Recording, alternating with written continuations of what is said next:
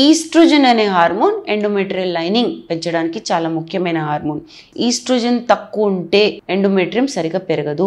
ఇది చాలా important hormone అన్నాను కదా థిక్నెస్ పెంచడానికి. సో స్ట్రెస్ ఎక్కువ ఉందనుకోండి మీకు, లేదా అన్హెల్దీ డైట్ తీసుకుంటున్నారు, కొన్ని మందుల వల్ల కూడా ఈస్ట్రోజన్ తక్కువ ఉండడం వల్ల థిన్ ఎండోమెట్రియం ఉండొచ్చు. పీసీఓఎస్ కూడా ఒక కారణం. ఇప్పుడు 10% రీప్రొడక్టివ్ ఏజ్ ఆడోళ్లలో పీసీఓఎస్ చూడడం జరుగుతుంది. సో పీసీఓఎస్ వల్ల కూడా థిన్ ఎండోమెట్రియం వల్ల ప్రెగ్నెన్సీ రాకపోవడం జరుగుతుంది. ఏజ్ ఒక పెద్ద ఫ్యాక్టర్. వయసు ఎక్కువ అయ్యే కొద్దీ అండాశయాల నుంచి తక్కువ ఈస్ట్రోజన్ ప్రొడ్యూస్ అవ్వడం వల్ల, విడుదలవ్వడం వల్ల థిన్ ఎండోమెట్రియం అవ్వచ్చు. సో ఏజ్ కూడా ఒక ఫ్యాక్టర్. కరెక్ట్ గా బ్లడ్ ఫ్లో లేకపోవడం, అంటే గర్భసంచికి బ్లడ్ ఫ్లో పెరిగినప్పుడే ఎండోమెట్రియం థిక్ అవుతుంది. సో ఈ బ్లడ్ ఫ్లోనే పిండంకి ఆహారం అనుకోండి, లేదా పీరియడ్ అప్పుడు ఈ బ్లడ్ ఫ్లోనే ఎండోమెట్రియం ఏదైతే బ్లడ్ ఫ్లో పొందిందో అది బయటికి మళ్ళీ పీరియడ్ లాగా వచ్చేస్తుంది. సో సరిగా బ్లడ్ ఫ్లో లేకపోయేసరికి థిన్ ఎండోమెట్రియం అవుతుంది.